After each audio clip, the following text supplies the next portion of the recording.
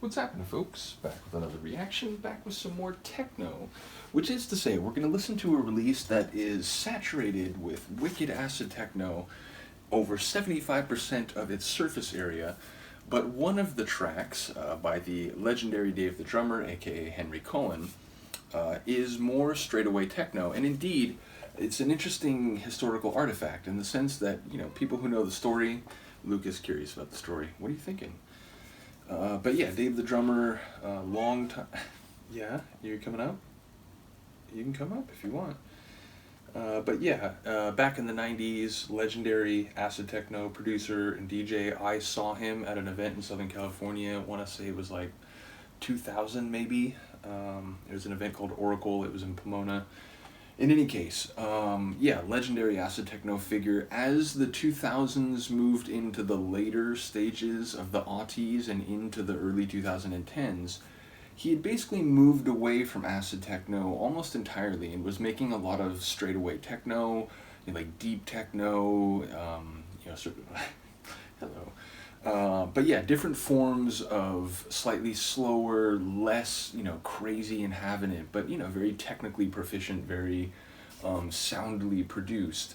But because it was less acid coming from D.A.V.E the drummer at the time, I wasn't following him as closely. And then, people know the story. You can go check the release on Jose Rodriguez, aka Lethal One, and his official label. But Silmar Acid Test, I believe, was the first track where one of Henry's old acid techno monikers, Secret Hero, was resurrected, and it was a way he began making acid techno again. I don't remember, or I'm not sure if in recent times he's made acid techno under the D.A.V.E the drummer name. He might still keep that like a separate thing, but he's definitely back on the acid techno train. Lots of Secret Hero tracks in the last couple of years, a bunch of them like, old school screamers, so, but, with modern and technically proficient production. So, once again, shout out to Henry. But this comes from, I think this is like 2012, it doesn't say it right here. But yeah, this is a release that was a sort of one-off for, I think, a big event they did, which was called London Underground United. I'm going to guess 2012.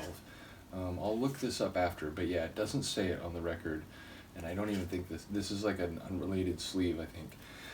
In any case, as I said, there's 3 mixes on here. The Chris Liberator Sterling Moss mix, if you know their history as a production duo, you'll know that it is heavily saturated with acid. It's just wicked and rocking. I think my favorite on the release.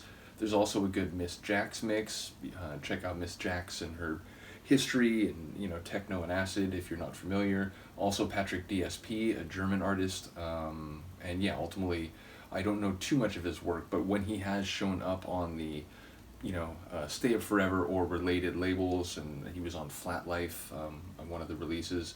So yeah, ultimately, I've enjoyed his tunes, even if I don't know all that much about him. But the D.A.V.E the drummer remix is not acid techno. It's like this down-tempo industrial techno, meaning if I say industrial techno, I think it gives a sense of it's kind of wicked and metallic and clangy. That's not what this is. This is like, it sounds like a factory, but a smoothly humming factory that's sort of in like low intensity mode, but everything's still getting done exactly where it should be. So yeah, this is a really cool tune, and it's one of the like few tunes from Henry's non-acid era, if that makes sense, that I'm really, really fond of. So here we go. This is it this side? Yeah. From the London Underground release, Underground United, sorry, which I believe, as I said, was a big event that they did, and obviously they made a record for it. But yeah, London Underground United, and this is the D.A.V.E the drummer remix.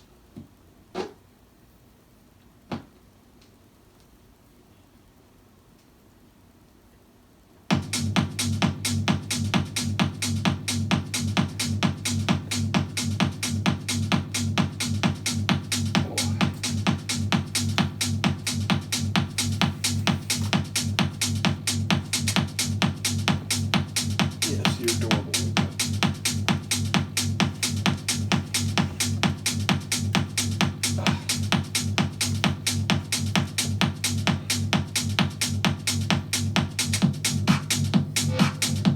was going to comment on the basketball nature of the kick drum, and then it shifted. London Underground United.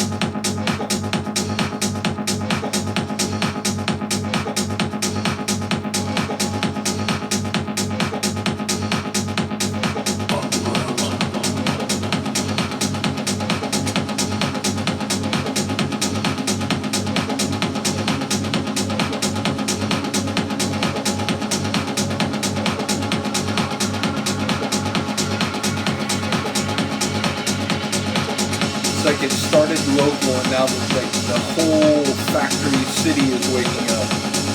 So again, at a leisurely pace.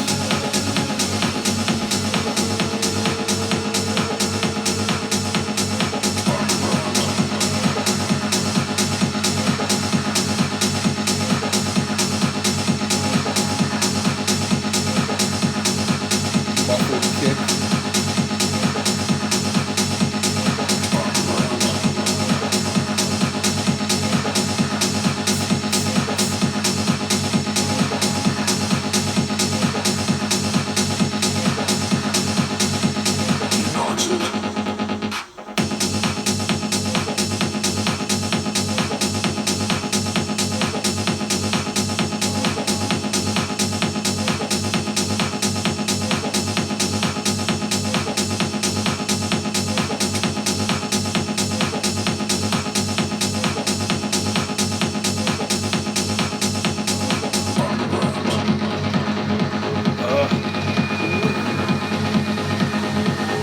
Like that sort of burnt sunlight haze synth.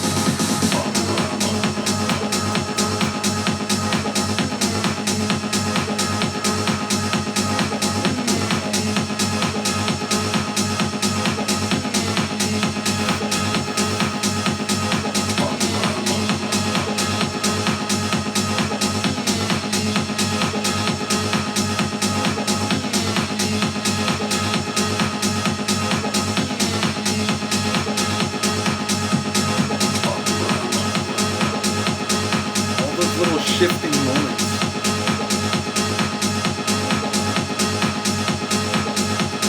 Different percussion configurations. And not just right at the measure change, but like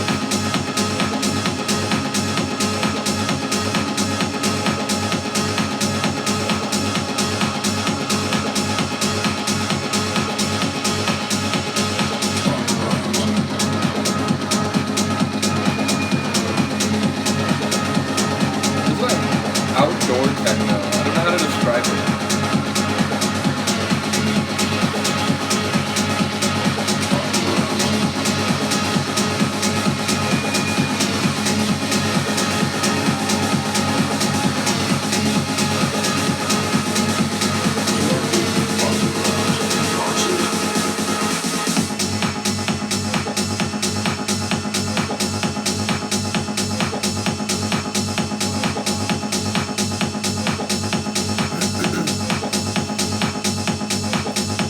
Paradoxical. It's like it makes me think of a factory and a warehouse, but it's also like atmospheric enough that you could play it at an outdoor party and it would be a really good fit.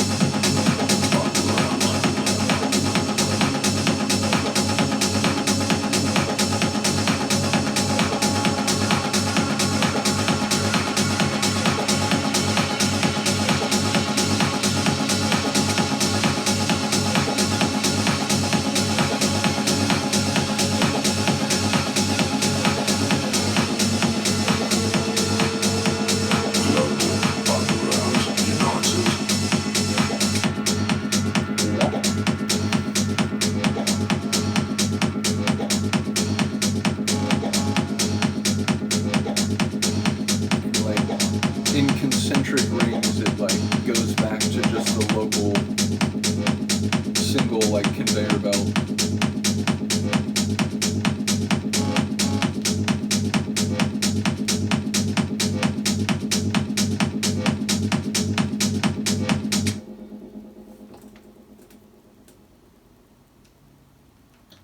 I like that rattle at the end too. As I said, a top tune, and it takes a lot for a non-acid techno track to make me say that. Like, I've even commented on Discogs sometimes where like, yeah, this is rare, this is a tune that doesn't have any acid work, and which I enjoy a great deal. And even some of those, like, fair to say, there's a track I wrote that about, I still enjoy it, but I don't feel quite as strongly as I did when I wrote the review, and I haven't really changed it, because like, in the moment it was what I felt, and I still enjoy it a great deal, but I don't play it nearly as much. This one has persisted. This one is one that I continue to listen to. Now, admittedly, I don't have a whole lot of techno that sort of blends seamlessly with this. Maybe one or two other tunes from Henry. There's a there's a Ant. It's like Ant and somebody. I forget. Is it like, I think it's Ant and Sterling Moss. It's that track. It's the orange release on Psy Squadron. They're one of the versions on that, and I think it's Ant and somebody.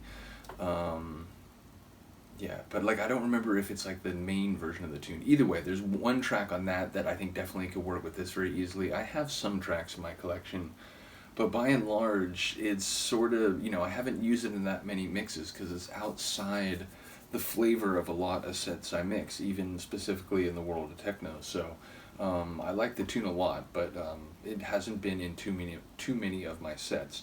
Nevertheless, I still am very happy that Henry began making acid techno again, and the Secret Hero guys. So shout out to Henry for this, and for being a continued part of the acid techno scene right into the present.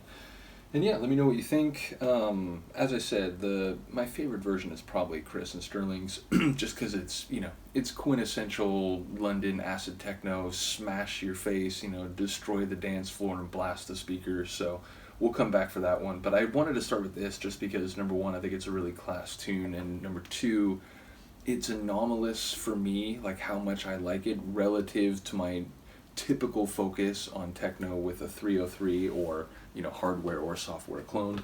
In any case, do let me know what you think of this, and Luca, the very sleepy and now slightly confused cat, and I will see you next time. Peace.